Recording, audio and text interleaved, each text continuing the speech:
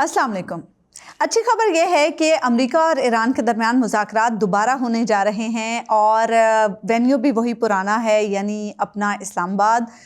कल Donald Trump ने जब ये इशारा दिया कि मुज़ाकरात दोबारा होने जा रहे हैं और वेन्यू भी इस्लामाबाद होगा, तो उसके बाद हमने देखा कि चीज़ों में बड़ी तेज़ी से डेवलपमेंट हुई और आज दोपहर में ईरानी वज़ारत ख़ारजा के तर्जुमान इस्माइल बकाई साहब ने एक न्यूज़ ब्रीफिंग में ये बताया कि पिछले एक हफ़्ते से, यानी पिछले इतवार के रोज़ से पैगामात का सिलसिला जारी था और मुसलसल पाकिस्तान के ज़रिए हमें पैगामात भेजे जा रहे थे और कभी इम्कान है कि ये जो कमिंग वेडनेसडे है, यानी अगला बुध जो है,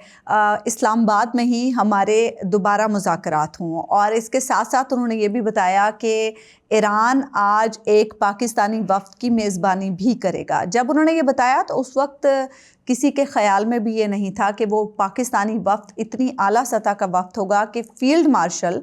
ख़ुद उस वफ़द की क़यादत कर रहे होंगे। और फिर हमने शाम में देखा कि फ़ील्ड मार्शल अपने आला सतह के वफ़द को लेकर तेहरान पहुँचे, जहाँ पर उनका इस्तकबाल हुआ और ये एक बहुत बड़ी डेवलपमेंट के तौर पर इसे देखा जा रहा है। अब सवाल ये है कि फ़ील्ड मार्शल ईरान क्यों गए? इस सूरत हाल में जब कल तक किसी को भी मालूम नहीं था कि मुज़ाकरात की मेज़ दोबारा सजने जा रही है और डोनाल्ड ट्रंप के एक इशारे के बाद इतनी तेज़ी से चीज़ें आगे बढ़ती चली जा रही हैं, और ऐसे में फ़ील्ड मार्शल को ईरान जाने की ज़रूरत क्यों कर पेश आई? तो इसमें दो तीन चीज़ें ऐसी हैं। एक तो ये कि ख़ास तौर पर नोटिस किया जा रहा है कि फ़ील्ड मार्शल अपनी वर्दी पहनकर, यूनिफॉर्म पहनकर ईरान गए हैं। इसको भी देखा जा रहा है कि ऐसा क्यों है, क्योंकि हमने देखा कि जब उन्होंने अमरीकी वफ़द का इस्तकबाल किया था तो वो सूट पहने हुए थे, लेकिन जब ईरानी वफ़द आया तो वो वर्दी ज़ेब तन किए हुए थे। इस पर भी बहुत से सवालात उठे कि ऐसा क्यों? तो उसकी वजह ये थी कि जो ईरानी वफ़द था उसमें बहुत से जो फ़ौजी लोग थे वो भी मौजूद थे। तो शायद ये एक प्रोटोकॉल का हिस्सा होता है, जिसकी वजह से जब आप फ़ौज से मुतल्लिका लोगों का इस्तकबाल करते हैं तो फिर आप वर्दी पहनते हैं। अब जब फ़ील्ड मार्शल वर्दी पहनकर ईरान गए हैं तो इसका भी एक मानी है। इसका मानी हम यूँ समझ सकते हैं कि जो मुज़ाकरात होंगे, मुज़ाकरात का जो दूसरा दौर होगा, इससे पहले ज़रा हम पिछले मुज़ाकरात की बात कर लेते हैं कि जो मुज़ाकरात का पहला दौर हुआ था उसके बाद जेडी वेंस ने ये कहा था कि जो ईरानी वफ़द मुज़ाकरात करने के लिए आया था उसके पास मुकम्मल मैंडेट नहीं था, और अब अमेरिका का ये मुतालबा है कि जो मुज़ाकरात के दूसरे दौर के लिए वफ़द आएगा वो ईरान से मुकम्मल मैंडेट लेकर आए, यानी जो उनकी क़यादत है उनसे मुकम्मल मैंडेट लेकर आए। तो यकीनन मुज़ाकरात का ये जो दूसरा दौर होना है, इसमें जो भी वफ़द आएगा उसे सुप्रीम लीडर मुश्तबा ख़ामनेई की मुकम्मल हिमायत की भी ज़रूरत होगी, और फिर इसके साथ साथ IRGC की भी हिमायत की ज़रूरत होगी, क्योंकि मुसलसल जब से मुज़ाकरात शुरू हुए हैं ये ख़बरें आ रही हैं कि IRGC को इन मुज़ाकरात के हवाले से बहुत तहफ़्फ़ुज़ात हैं, उनके बहुत से ख़दशात हैं और वो मुज़ाकरात के हामी नहीं हैं, क्योंकि जो ईरान में एक सख्त मिजाज रखने वाला ग्रुप है, इवन जो सख्त मिजाज रखने वाले लोग हैं वो भी अमेरिका से मुज़ाकरात के ख़िलाफ़ हैं। तो इस सूरत हाल में यकीनन ये कम्युनिकेशन बहुत ज़रूरी थी, क्योंकि हमने ये देखा था कि जब लास्ट टाइम ट्रंप ने धमकी दी थी ईरानी तहज़ीब को तबाह करने की, और उस बीच में ईरान से बातचीत चल रही थी कि किसी तरीके से ये मामलात इस नहज तक ना पहुँचे, तो जेडी वेंस ने कहा था कि हमें मालूम है कि ईरान के साथ कम्युनिकेट करना आसान नहीं है, वहाँ कम्युनिकेशन बैरियर्स हैं,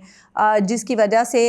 मैसेज इस शख्स से दूसरे शख्स तक पहुँचने में एक पूरा दिन लग जाता है। तो शायद ये रीज़न है فیلڈ مارشل کے ایران جانے کی، کیونکہ سیکیورٹی ریزنز کی وجہ سے ایران سے باہر اگر آپ موجود ہیں اور آپ ایران کے اندر کسی سے کمیونیکیٹ کرنا چاہتے ہیں تو یہ ممکن نہیں ہے، اور شاید اسی لیے کچھ میسیجز لے کے، کچھ شورٹیز لے کے، کچھ ایسی نیگوسیشنز کے معاملات کو لے کے فیلڈ مارشل ایران گئے ہیں، اور وہاں پر ان کی یقیناً IRGC کے اہم عہدیداران سے بھی ملاقات ہوگی، ہو سکتا ہے مجتبیٰ خامنہ ای سے بھی ان کی ملاقات ہو، اور بہت سارے معاملات وہ ان کے سامنے رکھیں۔ اسی لیے یقیناً یہ اعلیٰ سطح کا وفد گیا ہے اور فیلڈ مارشل خود گئے ہیں، اس کو اسی تناظر میں دیکھا جا رہا ہے۔ اب یہ دیکھنا ہے کہ یہ جو دوسرے دور کے مذاکرات ہوتے ہیں اس میں پھر معاملات کتنی تیزی سے آگے کی طرف بڑھتے ہیں، کیونکہ فیلڈ مارشل تو چلے گئے ہیں تاکہ جو بھی کوئی کمیونیکیشن گیپس پچھلی بار رہ گئے تھے وہ اب کی بار نہ رہیں، اور معاملات کسی منطقی انجام تک پہنچے، منطقی حل تک پہنچے، کیونکہ دنیا کی بھی اس وقت یہی خواہش ہے، پاکستان کی بھی اس وقت خواہش ہے، اسی لیے پاکستان مسلسل ایسا اپنا ایک رول پلے کر رہا ہے۔ اور اب ہم ذرا یہ جائزہ لے لیتے ہیں کہ آج جب ایرانی وزارت خارجہ کے ترجمان اسماعیل بقائی صاحب نے پریس بریفنگ دی تھی تو انہوں نے کیا بات کی تھی۔ انہوں نے یہ کہا تھا کہ ایران اس جنگ کا مکمل خاتمہ چاہتا ہے، اور یہ جو اب مذاکرات کا اگلا دور ہوگا یہ جنگ کے مکمل خاتمے کے لیے ہوگا۔ ڈونلڈ ٹرمپ بھی یہی بات کر رہے ہیں۔ ڈونلڈ ٹرمپ نے جو فاکس نیوز کو انٹرویو دیا ہے جس کے کچھ حصے ابھی نشر کیے گئے ہیں، ریلیز کیے گئے ہیں، اس میں ڈونلڈ ٹرمپ نے ایگزیکٹلی یہی بات کی ہے کہ میں اس جنگ کو ختم ہوتے دیکھ رہا ہوں۔ گو کہ ان کا یہ مکمل انٹرویو ابھی نشر نہیں کیا گیا، لیکن جو انٹرویو کے ان کا مین حصے نشر کیے گئے ہیں اس میں ڈونلڈ ٹرمپ نے یہی بات کی ہے کہ میں اس جنگ کو مکمل طور پر ختم ہوتے دیکھ رہا ہوں، اور اسماعیل بقائی صاحب نے بھی یہی بات کی ہے۔ یہ تو ایک ایسی چیز ہے جس پہ ہمیں نظر آ رہا ہے کہ ایران بھی متفق ہے اور امریکہ بھی متفق ہے، اور امریکہ تو اس لیے متفق ہے کہ اس جنگ سے نکلنا اب امریکہ کے لیے بہت بڑی مجبوری بن چکا ہے۔ جنگ تو وہ شروع کر بیٹھا تھا لیکن اپنے ساتھ ساتھ اس نے دنیا کو بھی وقت میں ڈال دیا، اور پوری دنیا پریشان، اور پوری دنیا کی اکانومی داؤ پہ لگی ہوئی ہے، پوری دنیا میں پیٹرول کی شارٹیج کا خدشہ پیدا ہو گیا ہے، پوری دنیا میں پیٹرول کی قیمتیں بڑھ گئی ہیں، دنیا کو کھانے کے لالے پڑ رہے ہیں کہ جو IMF بتا رہا ہے وہ کہہ رہا ہے کہ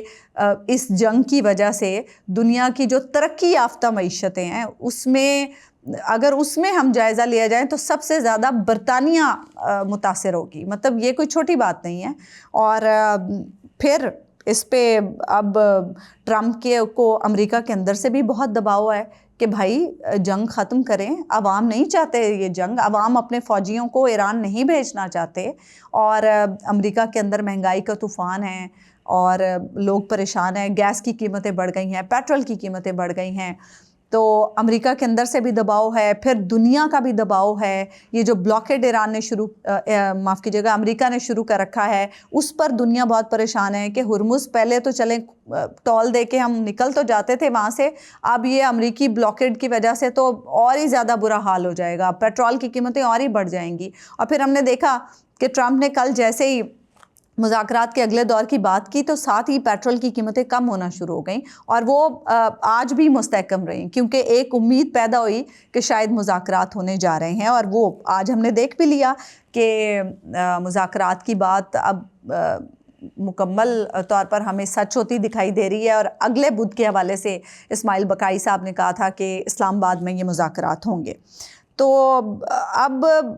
اس میں ایک چیز تو ہے کہ جنگ کا مکمل خاتمہ جس پر امریکہ بھی متفق ہے اور ایران بھی متفق ہے۔ جو باقی دو مطالبات ہیں ایران کے، اس میں ایک تو ہے کہ جو ایران کے اس جنگ میں نقصان ہوئے ہیں اس کا ازالہ کیا جائے، اور اس حوالے سے ایران نے اپنا ایک ابتدائی تخمینہ بھی لگا لیا ہے۔ جو ایرانی حکومت کی ترجمان ہیں فاطمہ مہاجرانی، انہوں نے اس حوالے سے بتایا ہے کہ جو ابتدائی ہم نے ایک ایسٹیمیٹ لگایا ہے اس کے مطابق $270 ارب کا نقصان ہے جو ایران طلب کر رہا ہے امریکہ اور اسرائیل سے اور خلیجی ممالک سے۔ اس حوالے سے ایران نے ایک خط بھی لکھا ہے UN سیکرٹری جنرل کو، جس میں انہیں یہ کہا گیا ہے کہ اس جنگ میں ایران کا جو نقصان ہوا ہے خلیجی ممالک سے اور امریکہ اور اسرائیل سے مطالبہ کیا جائے کہ اس نقصان کو وہ پورا کریں اور ہرجانہ ادا کریں۔ جو دوسرا مطالبہ ایران کا وہ ہے ایران پر جو پابندیاں لگی ہیں انہیں ختم کیا جائے۔ 47 سال سے ایران پر یہ پابندیاں لگی ہیں، 47 سال سے ایران معاشی پابندیوں کی زد میں ہے۔ 1979 میں امریکی صدر جمی کارٹر نے ایک ایگزیکٹو آرڈر کے ذریعے ایران پر معاشی پابندیاں عائد کی تھیں اور ایران کے جو اثاثے منجمد کیے تھے وہ اثاثے آج تک فریز ہیں، اور وہ تقریباً امریکی بینکوں میں موجود $8 ارب کے اثاثے ہیں جو آج تک فریز ہیں۔ تو اب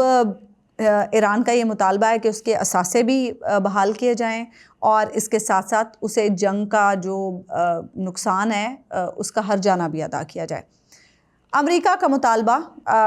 پہلے دور کے بعد ہم مسلسل سن رہے ہیں کہ جی امریکہ کا ایک ہی مطالبہ ہے کہ ایران اپنا جوہری پروگرام ترک کرے، اور جو کچھ خبریں آئی تھیں کہ پچھلے